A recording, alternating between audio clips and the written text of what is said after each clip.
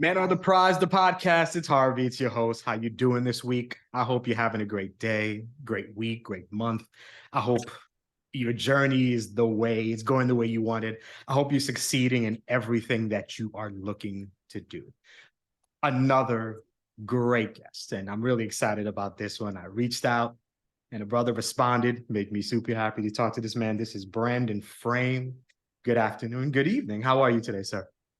I'm doing wonderful. I'm just honored, thankful to be here. Thank you for thinking enough of me to have me on as a guest. Excellent. Oh no, don't don't be humble. And here's why I wanted him on the show. Brandon Frame is a visionary leader, social innovator, and mentor. He is the chief visionary officer of the Black Man Can Inc., an award-winning and internationally recognized nonprofit and digital media platform focused on celebrating, educating, and inspiring boys and men of color. This is why I wanted to talk to you. Accomplishments and accolades are no stranger to Brandon Frame, but what makes him extraordinary is the humility and servant leadership that marks his life. Brandon is the Deputy Director of Social Emotional Learning at the Urban Assembly, co-founder of the award-winning Twitter chat, hashtag hip hop head, and the author of Define Yourself, Redefine the World, a guided journal for boys and men of color, and the children's book, My First Tie. For his service to the community, Brandon has received the Martin Luther King Jr. Drum Major Award, Changemaker of the Year, and was named next in class in the Yield of Education by Black Entertainment Television. Brandon's work has been featured in Black Enterprise, Boston Globe, Essence, CBS, and NBC. Brandon pursues excellence with impeccable effort in all that he does. He is a graduate of Morehouse College and resides in Bronx, New York.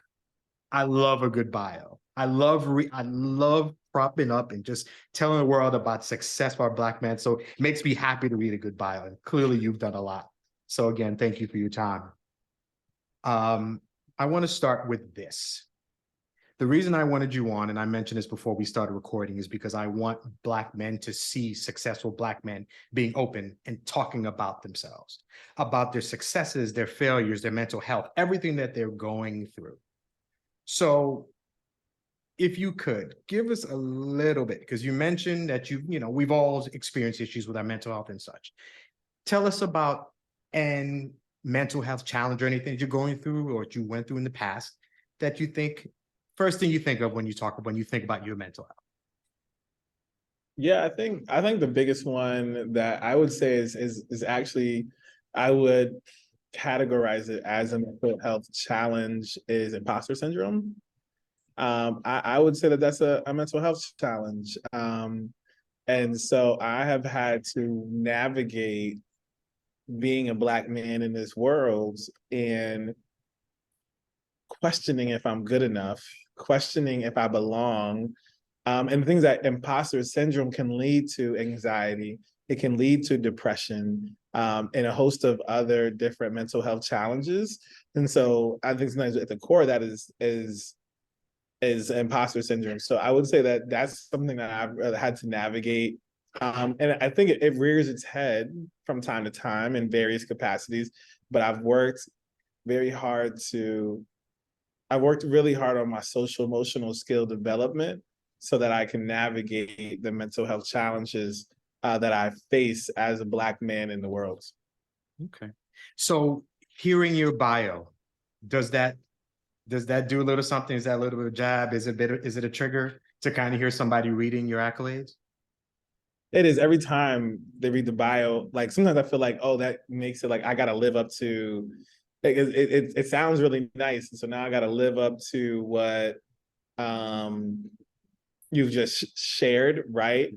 Right. So that's definitely, and I usually deliver. I pride myself on delivering, but at the same time, the I have this to talk about navigating mental health challenges and navigating imposter syndrome. Something that I instituted close to after 2009 when I graduated from college is I have this thing. It's called a happy folder, and in the happy folder are positive messages, photos, a host of things that help me get from the valley that I may be in back to the mountaintop. One thing that is in there is my bio since from 2009 and how it has evolved over time. And that has proven to be something that is a reminder to navigate that imposter syndrome, that like, no, I'm doing well in life. I am making positive strides in life. I am growing, I am evolving. And that is the journey that we should all be on. And that's the journey that I'm on. And that's a message that I can spread to others, that you can both be a masterpiece and a work in progress at the same time. And the happy folder helps me center that. That's great. That's a really good idea. I applaud. I may have to. That sounds like something good. I have an 18-year-old son who I feel may benefit from something like that. So that's a great idea. All right, let's get to it. To anybody who hasn't listened or watched this podcast, welcome. Thanks for giving me of your time. The podcast is called Men Are the Prize. The key is prize. I love that word. Just to give you a little insight, I always saw that word used when talking about women. Women are the prize. She's the prize, stuff like that. And I always thought, we men were pretty cool too. I think we're the prize also. And I wanted to take some time and describe us also, in particular Black men. So I took the word prize and I took 4 of the letters, and they represent characteristics. And then we're going to talk about them and try to see if we can get them to, kind of fit into your life and your growth and everything that you've gone through. So the first letter in the word prize is P. The word is purpose. Purpose is defined as reason for which something is done or created, or for which something exists. So, Mr. Frame, what is your purpose? My purpose is to be a beacon for those before me, to be a Renaissance man with a social conscience and a global perspective. My purpose is to leave an impact, a legacy in the world. My purpose is to think about how I can influence people to see the positive outcomes in life.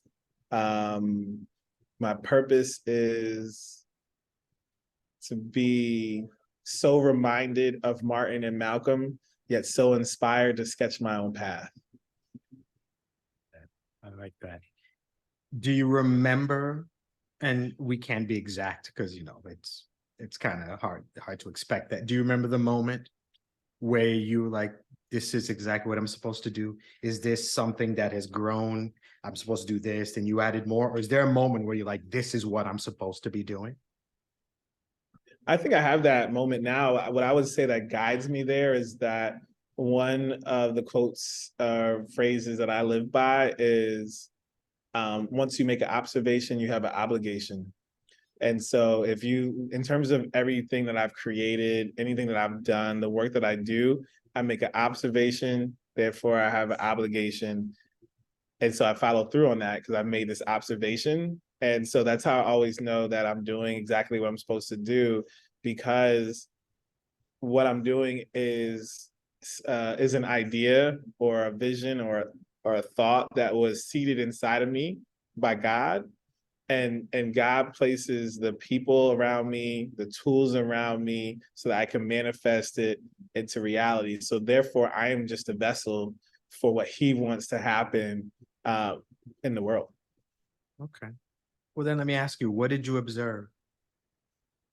So when it comes to like the Black Man Can, I observation that I made was that Black men need to see positive images of themselves, need to have their stories told.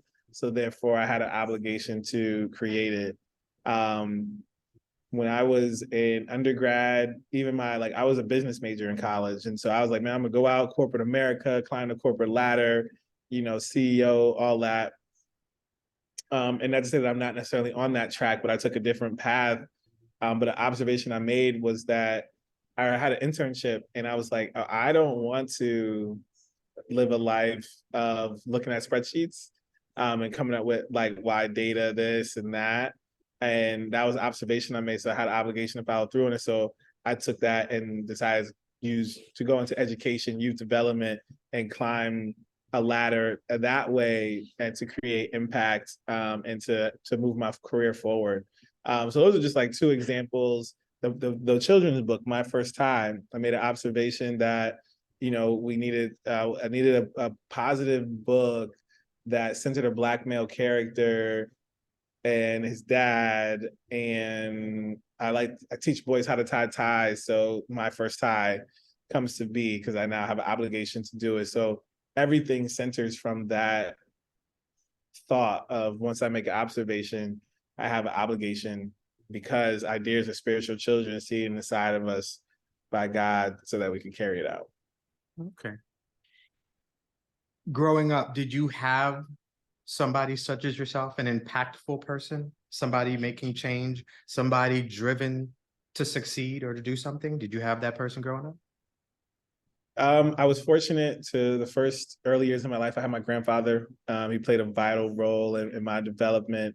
And then throughout life, I've had mentors, Dr. Terrell Hill, Dean Kevin Booker from Morehouse, Mr. Irvin Seabrook, Mr. Kevin Parker. I mean, I could go down the list of men who poured into me, and gave me the tools, the knowledge, the wisdom, so that I could be successful.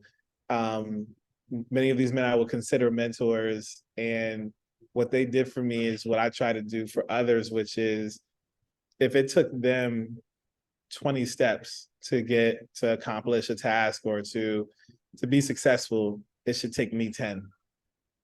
Right. And it's also important for me to heed and listen to what they say. But that's literally, I'm at where I'm at today because I listened to these different men who poured into me and told me, try this, do this. And I put that into action. And that has allowed for me to be successful and reach heights that, at a certain age, that they didn't reach those heights, but the whole purpose was to pour into me so that I could reach it. And then now I pour into the next generation so that they can do the same thing. That's excellent. First, if you don't mind, for a moment, I'm going to show a little bias. I was born in New York. I'm a New Yorker. I live in Florida now, but I will never claim this state. I'm a New Yorker through and through. So with like all that. that's what's up. No doubt, even though my sports teams make me sad I was watching the Knicks a few minutes ago, but we won't talk about that. But I have a question. Does living in New York, I guess being a New Yorker, does it give a different vibe with what you do?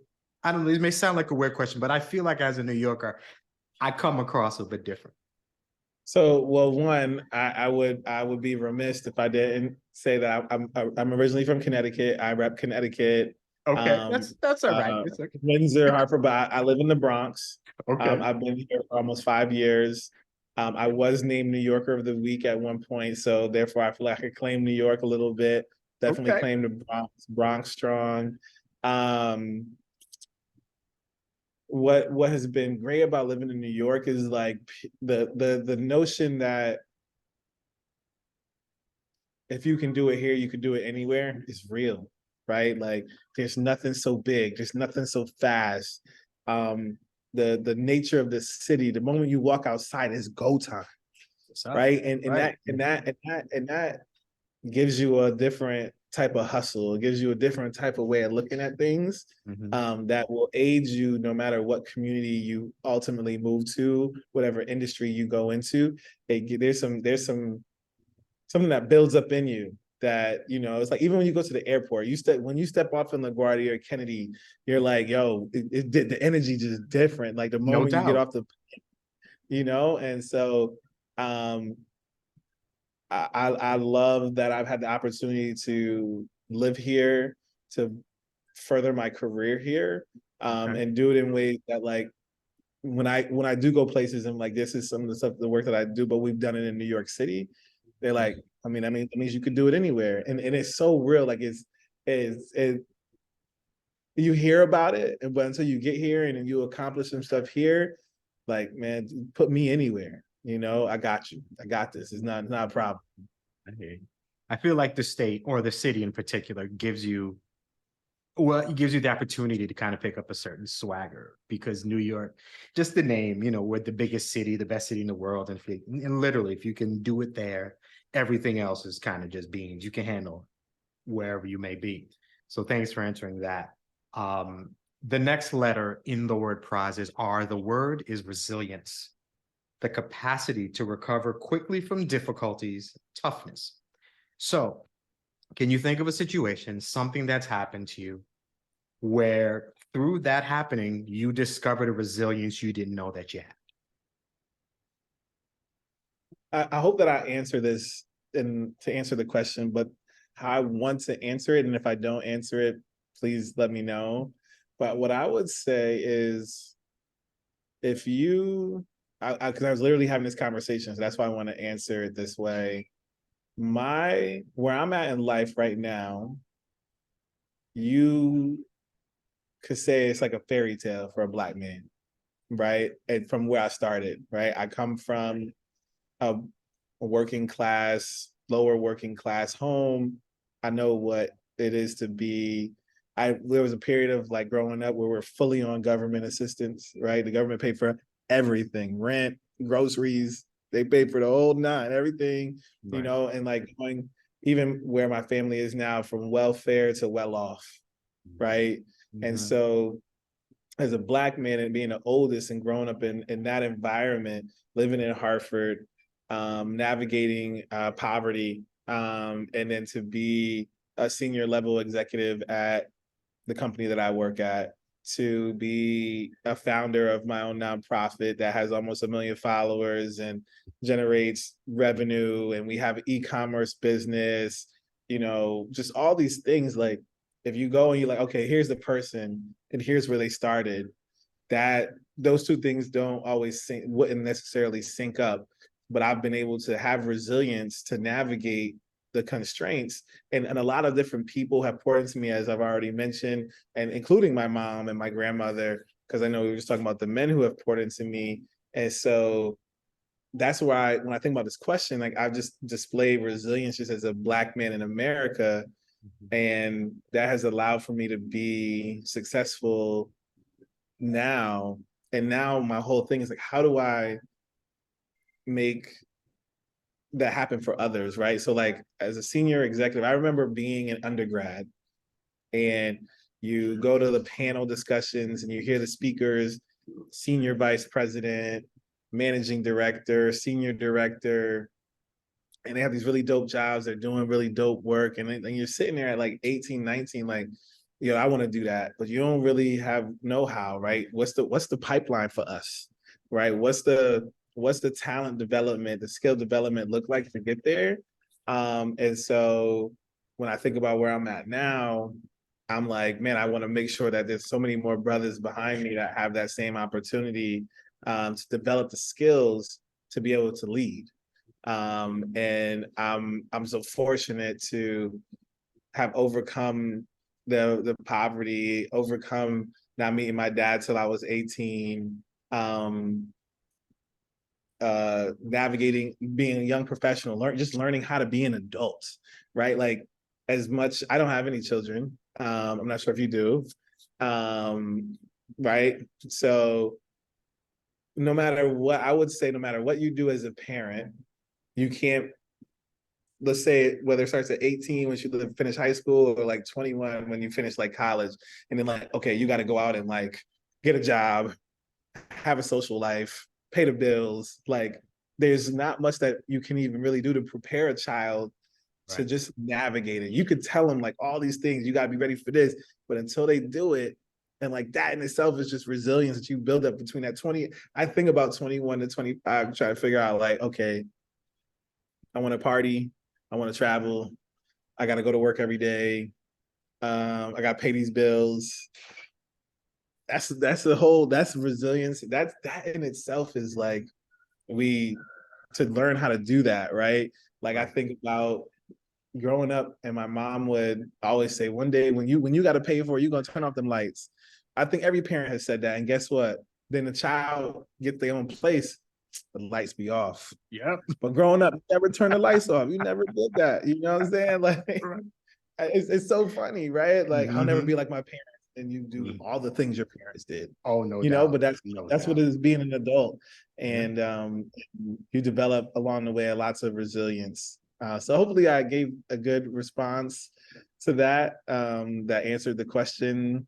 Of course, I you hope so. did. This Yeah. the answer, no, your answer is always right. It's your answer.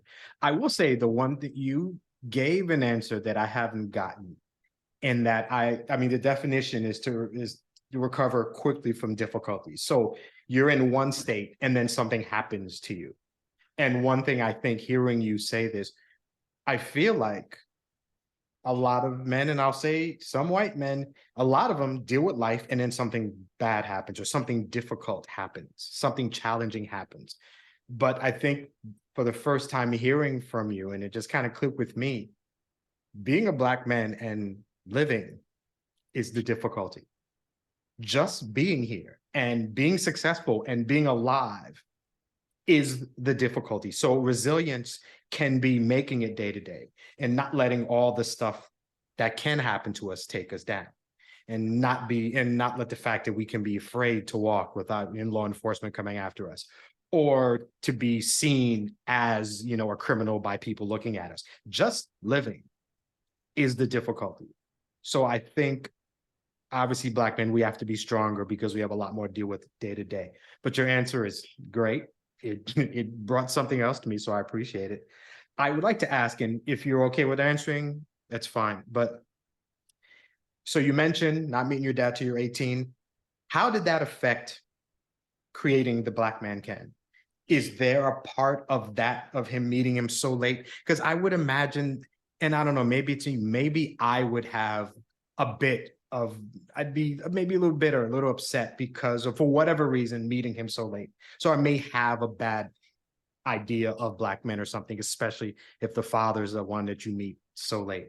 Did it affect what you've created and its purpose and what it's done?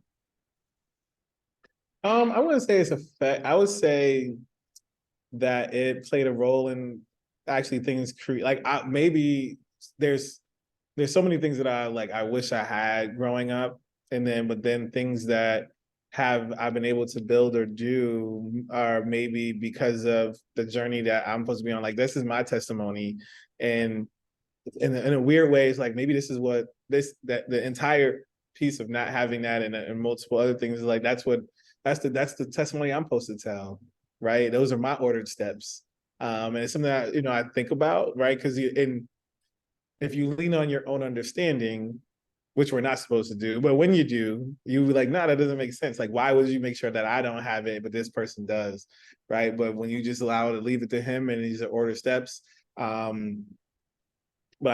I think I'm where I'm at in that the experience that I've had, and I think it did play a role in the creation of the Black Man Can, and plays a role in my own personal development. And I think I don't think I've ever said this, so this might be the first time I've said it maybe publicly. I think there's a if you were to meet my sister, one of my sister on my dad's side, and you talk to her and you ask her to talk about her dad, and then you ask me to talk about my experience, it would be two different. You wouldn't know we were talking about the same person. Okay. And so I might not have gotten it, but like I'm happy that my sister did, right? I'm happy that my sister has, like, if you talk about what a daddy's girl is, that's her, right? So and as I've grown into as an adult male myself, certain things start to make sense. Like I don't necessarily that it was right, but certain things can make sense why this didn't happen for me. It happened for somebody else. But I think it all definitely played a role in my development. Like the Black Man Can journal is created because I needed an outlet to talk about my emotions and my feelings. And so I created it because I didn't have dad to talk to, right? So who knows if it exists if I have that, and that's sold like 8,000, 10,000 copies, and people all over the world use it, and that's great. And that's why I said sometimes, like, you think about like ordered steps and how it all comes together for greatness for many people. Okay. Yeah, our experiences are gonna really, no pun intended, frame our lives and our visions and what we see. So you are the man you are because of how you were raised and who raised you. And there's nothing wrong with that. You're quite a successful man, but I appreciate you delving into that. We will skip the I. We'll come back to that.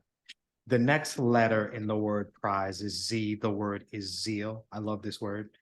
Um, Enthusiastic devotion.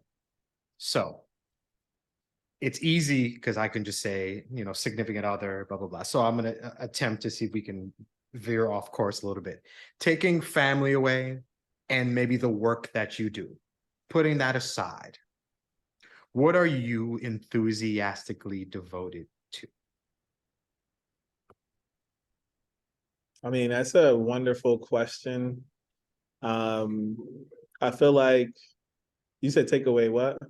It's the easy thing. So taking away family or maybe a significant other, or maybe the work that you do. What I'm really asking is, what do you love that you do for you? Um, that's actually really because of what you said. Because I mean, I am enthusiastically devoted to impact, right? So it kind of leverages the work piece, but it's just really like I just live for impact. I lead a team of 20. The team I lead at work, um, I lead a department of 28 people, including myself. Um, and so the answer is slightly tied to work, but like what I'm enthusiastically devoted to is leading. Like I want to be a lead. The opportunity to lead, I don't take lightly. I'm not just in a position of leadership because I'm a male or because I have this title. I take it because I want to make people or assist people, support people in being their best self, right? And I translate that to even to them to my own self, to like, how do I continue to make myself the best self? How do I make sure I'm enthusiastically devoted to giving from my overflow, right? And so therefore that is making sure I do prioritize taking time for myself, and I need to be better about it. I'm not the best person. I'm not the person you want to put up there, be like, yeah, so what is self-care? He's a self-care guru, not that guy. Um, but yeah, I'm devoted to leading. I believe in servant leadership, Robert Greenleaf. Um, that is the type of leadership that resonates the most with me. That's the type of person that I try to be in all areas of my life. Um, yeah. Okay. Okay. Since you mentioned leadership, I'll ask you about this. I think a lot of people like the idea, the concept of leading. It sounds important, and it is important when done properly. What is a characteristic of leadership that leaders don't understand? Or maybe it's something that they don't know. What is a good leader? What's something a good leader does that a bad leader doesn't, and probably doesn't know to do? One, I would say that when you are leading, it's lonely. Because like I said, there's different types of leading, right? I guess, but like I said, I lead a team of 28 people. Um, I'm. It is um important that I think about their needs and well-being before my own. Um, and that's what a good leader does. A good leader doesn't lead because of title, position. It's like I lead because people actually follow me, right? They're like, wherever that guy goes, what he's selling, I'm buying because he got me, not because he's in charge, like, right? That's a manager, right? Like I'm a leader. Right. Right. And so, and then on top of that, I think about, do you watch college football? Yes. What's your team? Notre Dame. All We're right, I coming like it. back. I I like mean, we had a good it. weekend. I'll say that. But It I was a was good. You did have a good weekend. yes, we did. I Um, was scared to start off, but nice comeback this week. Yeah. so a person that I really admire when and this goes back to the leadership conversation. A person I admire is Nick Saban Okay. as a leader, for leadership. I'm from Connecticut, so we don't really do college football. So Right. this is really an objective thing here for me, right? Understood. So Nick Saban, but here's why. If you look around college football, and even the NFL to an extent, but definitely around college football, there are head coaches. And where do they come from? They come out of the Saban tree, Yep. Georgia, Yep. Clemson, Michigan State, right? I could keep going down the list of Right. current head coaches who studied, spent time at Alabama, and now they're off leading. That is what it means to be a leader for me, and how I lead with my team is that people will have spent time studying under me, have spent time learning from me, seeing how I move, that they'll go out and lead their own organizations someday, just like using the Nick Saban analogy. Okay. I mean, that's not, I mean, you said you're, brought up in Connecticut to a degree. I mean, Saban was under um Belichick, right? He was an assistant. He was under him at some point. So, I mean, there's a bit of a connection. You're Connecticut. That's going to be probably your closest football team. So it all works out in the end. I'm And a Cowboys Saban, fan, are but it's you cool. are you really? I'm a Giants fan. I know. I may have to hang up, I bro. know you said it before. I wasn't gonna go there, but I was like, it's what it is. NFC East. We just keep it. We keep it. It's all We good. just keep it professional. It's all it's all good. But I do agree with you. Saban is legendary for his ability to get the best out of players and coaches and such. Obviously, his tree is fantastic. So he clearly knows what he's doing. And I think he's led a lot of people to good positions and such. So I appreciate that answer. The last letter in the word prize is E, and the word is expectation. Expectation is defined as a strong belief that something will happen or be the case in the future. So I always try to find maybe a different way to use the word expectation in a question. So, what do you expect out of the Black man now? What aren't we doing that we need to be doing?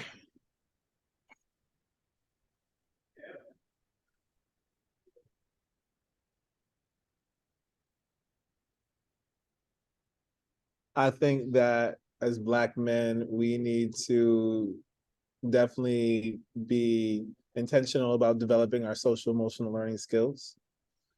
I think as Black men, we need to break down silos so that we don't think we're on islands by ourselves. We need to really build brotherhood. You have to root for the brother even if you don't know them. You generally root for Black men to be successful. I think we have to hold each other accountable when we're doing dumb shit, if you will.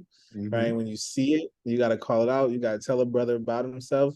Don't just let him continue to do dumb shit. Right. I think we definitely need to have a huge conversation too, just around our positive self-identity development. This kind of ties back to like the social emotional learning aspect, because like I just look at, I'm gonna say specifically the Kyrie Irving situation that's currently taking place.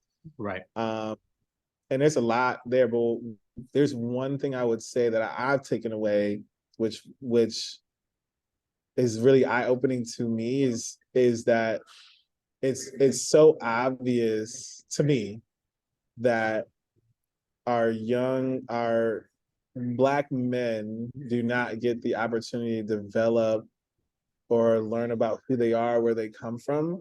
So you seek it out, right? And so I have a younger brother, and he's like a Black Israelite. Like he believes in that thing. He wears the Star of David. It's a and if you sit with him, he'll break down like all the things of how and why, and he sees the world that way.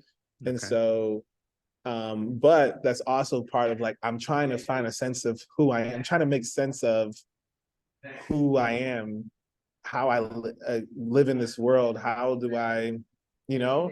And so I think that that's so important to that. That's what I think. Yeah, that's something that's really big to me is that because that's the biggest thing. One of the biggest things I take away from the whole thing. There's the whole conversation we could have on it, but what I see is I see a Black man who has really tried to figure out his identity because he never had an opportunity to develop or have a conversation around who he is, where he comes from. And so he's trying to find that. And for him, he has found it, but still has somewhat of a challenge trying to articulate that to people because some people don't even understand it because they don't know much about where Black people come from. You know what I mean? Like there's a Yes, whole sir. identity development piece here for Black men that we really need to really think about how we help Black boys and Black men find who they are and how they can show up in the world. True. What I find with just Black men is we're kind of perceived a few ways. We're athletic, we're musically entertaining, or we do something in entertaining fashion, but our intelligence is scary to many. The journey to find out who we are. I don't think people really want Black men to express themselves, and they find it difficult to deal with it, whether you agree with it or not. I don't know where I don't, to be honest, I don't think I really know where I stand with Kyrie, but he should be allowed to say whatever he wants to say and go from there. He works for a multi-billion dollar company, so he's somewhat under the thumb of company, whatever. But the backlashes he's gotten for whatever he's done feels a bit rougher than what other people may get. And I feel like Black men, we find it hard to just kind of go out there and say whatever because of the backlash. Either we're threatening by our sheer presence, or we can be threatening by what we say. And that makes it hard to kind of just navigate this world. And that's really what we're doing in life. You use the word navigate a lot. That's what it is. We're just trying to get through the waves, bobbing and weaving and making it through. So I'm hoping I hope at this point he finds what he's looking for and we just let the man speak and get and say what he wants to. The middle letter in the word prize is I, and I don't have a word for it because it represents who I'm speaking with, and that's you. So if we take off the shackles, the titles that are thrust upon us. So when you are not when you're not a senior level executive, when you are not a not-for-profit creator, when you are not a best friend, a manager, a director, a leader, all these things, when you're not all of these things that, that we carry, and it's just you, I like to say, it's just you in the dark, you're in your room, you're listening to whatever, you got your headphones on, dead silence at your core. Who are you? I am, who am I? I am, I am I'm Angela's son. I am a brother.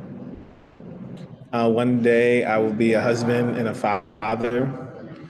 Um, I am just a Black man trying to carry out God's plan for me. Like I come as I try to walk tall with my head high, held high. I don't all my accolades and everything don't really matter. It's not like, that's not why I do it. I am literally ordered steps, righteous man steps are ordered by the Lord, walk by faith and not by sight. That's how I'm living. That's who I am. Yeah, that's like how I would kind of, as I said, I'm just honored that you have me on here, right? Like I wake up every day and try to be the best. So I try to be somebody who my mom could be proud of. I want my mom to be like, that's my son. I raised him right. And she can sit down and like, when my son he's good, I did a good job. That's what matters to me. My grandmother say the same thing. My grandfather is looking down and saying, that's I gave him all the things I could give him while I was there. He took heed to it, so. Okay. For right now, is that enough for you? It is. I life, I'm thankful, I'm grateful, I'm blessed. Yeah, That's good. I'm good. That's good. I'm happy. I wake up, I'm happy. I'm happy. That's good. That works well with what I wanted to ask you next. So thank you for answering the questions in the prize mantra. I appreciate that. So the last few questions I have are this, and they come from just a litany of men that I've spoken to and I coach and I talk to. And when I talk to them, a lot that I start with is I ask men really two questions. And the first one is, what do you do? And we kind of touched upon this, but I'm going to ask again. What do you do to self-soothe? So what I mean is life is hard. You are a leader. You are busy, 12 to 14 meetings. You are running. Life is hectic, continuous. You're doing things. When life is just heavy on the broad shoulders of a Black man, when you are struggling, what do you do for you to kind of quiet the noise for an hour or two? What's your safe space? Where do you go to for Brandon? That's a good question. I'm not even sure that I really go anywhere. I think I have some things that I do. So like I have season tickets to the Dallas Cowboys, right? Because I do enjoy live sports, right? So that's something that I do. I'm trying to do a little bit more on like the massage side of things to get some more massages on a more consistent basis. Okay. I have a few shows that I really like to watch on Netflix and Hulu and stuff. So I do try to take time to get that done. I now go to the gym pretty often. So I do like running classes and boxing and swimming. So those are just some things that I do that kind of give me a little bit of peace, allow me some space and time to think of different ideas and how I can execute on ideas that I have in my brain. Okay, that's good. I asked that because a lot of us men don't really recognize the value in ourselves. We are raised to provide for others, to take care of others, to do that, to do this and that for them. But on that list of people who are supposed to be taken care of, we're not usually on our list. So when it comes time, yeah, I mean, yeah, go ahead, man.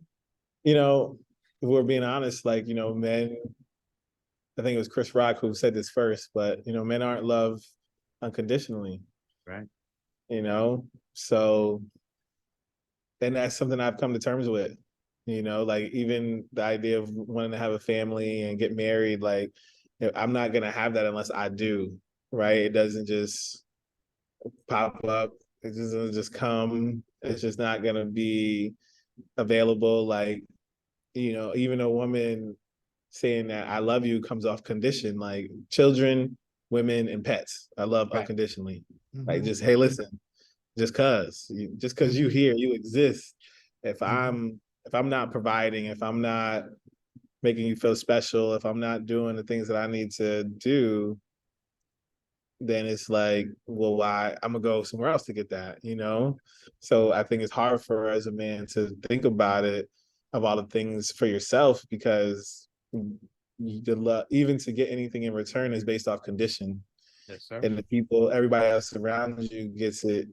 They have to get it just because they're alive, because they exist, because Yeah, that's so true.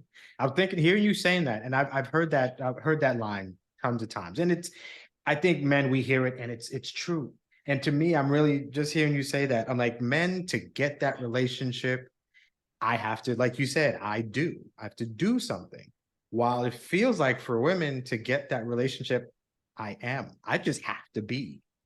Well, I yeah, don't you have to could. be, yeah, I don't have to be anything else. I mean, there's if you were to try to say something otherwise, she'd be like, "Excuse me, you know, who are you talking to?" Like, I deserve dinner. I deserve to be treated like a queen, Mhm. just because my name is Brenda. Right, I'm Brenda. I deserve. right. Which what I will say is something I try to learn and take from women in terms of your question around what do we do, because that women are also really good at that. Like, I'm buying myself this because I deserve. Like, women are really good at that. They're like, I deserve. And Mhm. so, and then because they deserve, they get. Yep. Even if they do it for themselves, like, is I deserve. Mhm. And like, I would say as a man, I probably more process like I don't deserve. I'm doing what I'm supposed to do, right? So that's why it's hard to do things or whatnot, because you're doing like, I'm supposed to do this. Like, there's, Mhm. what else am I supposed to do, right? That's what I'm supposed to do. So how do I celebrate what I feel I'm supposed to do? Right. Like, where, like I said, women be like, man, listen, I worked a full day today. I deserve, you know, it's like, you know, and so it's just it's just something I just continue to work on. Right. It's something that's drilled into us that we are raised to be this, to do this, to get this. And then this is just who we're supposed to be. And this by no means is derogatory towards women at all. There's just a different experience in how we were raised and how we were supposed to be versus how women are raised to be this. Men are raised to be this. So that's that. The second question that I ask men is, do you have a person right now that you could call and say, I did something so stupid today. Like, I don't even know why. I wasn't even thinking about it. It was just dumb. I'm with this girl and I did something to hurt her feelings. I might have ruined a potential promotion I was supposed to get. Something dumb that I did. Do you have a person? Do you have a safe space that you could lay your issues, your problems to somebody, tell them, and they'll be like, Brandon, I was dumb as hell. Why you do that? But when the conversation is over, you're safe enough to know that what you said is in a safe place. Do I you think have so. that person? Yeah. I think so. I mean, I guess the bad part is I have to think about it, Mm, you know. right. But I would say, yeah, I got a few. My core group of friends, like who will be my groomsmen, if you will. I Right. think that within that I could do that. That's good. A lot Yeah. of it's good to hear because a lot of men don't have that. And I mean, just like you had Yeah. to Well, think about it. Yeah. yeah. Well, because what I would say is I'm fortunate to have a friend group. I'm the only one that's not married, but everybody's married at least 3 years and up to like 12 years, has 3 kids to 1 kid, happily married, navigating the challenges of marriage that happen just because that's what's going to happen when you're married. Mhm. Um, but are happy and thriving, buying homes and you know, I'm just fortunate that that's my friend group. Like, I don't have, like, even once I get married, I don't have the friend who, like, me and my wife get into it or I'm upset and they like, yo, go out here and smash these hoes. Like, you know what I'm saying? Just like Right. that, like, just, somebody like that. Like, Right. um, that's not my, reality. Like, I have real kings in my corner. It was a king, King Arthur's round table. I That's got that what's type up. of That's group. So. that's good. That's good. That's good to hear. Like I was saying, a lot of men don't have that, and it's important. We need to have a tribe, per se. We need to be able to have somebody to talk to, our group, and in particular, other men to talk to who can understand our experience and just be able to speak to. So I'm glad that you have that. I have one more question for you. So, what are you afraid of that you can not control? What am I afraid of that I cannot control? I am afraid of I can't control. Um,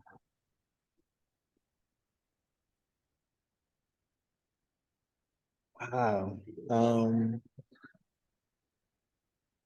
I guess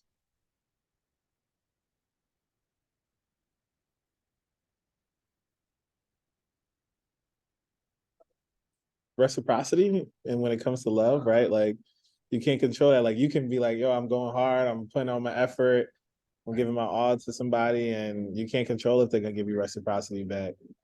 So that's kind of a scary thing. And it's probably coming from as a bachelor. You think about like I see what other people have, and I like sometimes go to weddings and I listen to vows, and I sometimes ask myself, can somebody feel that way about me?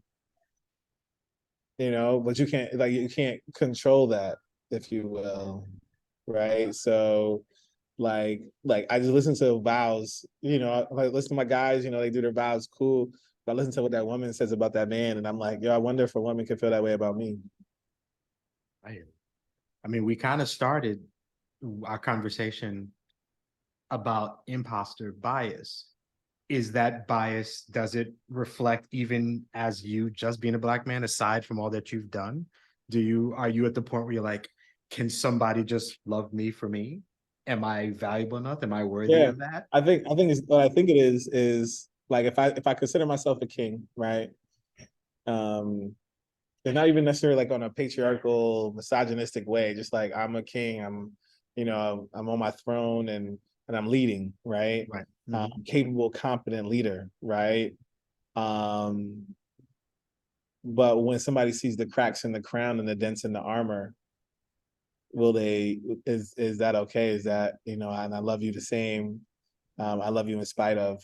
And so that's like a scary thing because you can't control that. Exactly. Great answer. I appreciate that. Thank you so much for answering these questions. I appreciate the conversation. Uh, Um, to everyone who's listening and just kind of hear you speak, can you tell us what men or anyone in general can expect when they would go to the Black Man Can, to the website? What's the the Black feeling? Man What? Can, Mhm. yeah, the Black Man Can is the number one place to find positive images and narratives of Black men and boys. It is the number one place to find where we create and amplify the stories of what Black men and boys can do. We have great products that resonate on that same level. The Black Man Can affirmation cards, hoodies, t-shirts, so you could be a walking affirmation of how amazing Black men are. So that's what you can, and we have our nonprofit where we're taking that same message to our young men in different communities across the country. So Excellent. Fantastic. So the Black Man Can is easy. You can find that. Just type that in, but I'll put that in the episode notes. Mr. Frame, thank you so much for your time. I appreciate it. I'm thank glad you. that we had a chance to speak. Thank you to all the listeners who watched and listened to Men of the Prize, the podcast. Kristen McGriff, who does my intro, my outro, great voice. Finally, to all Black men who are listening to this, I want to hear from you. I want to hear your voice, and I want other Black men to hear yours too. So we can show the world that we are not inferior, that we are kings, that we are here to thrive, to lead like Brandon is, to do great things. So men of zealous nature at gmail.com. That is my email address. Hit me back and get on the podcast so we can talk about great things. Finally, thank you for your time. And never forget, all you men, you are a man and you are the prize. Have a great week.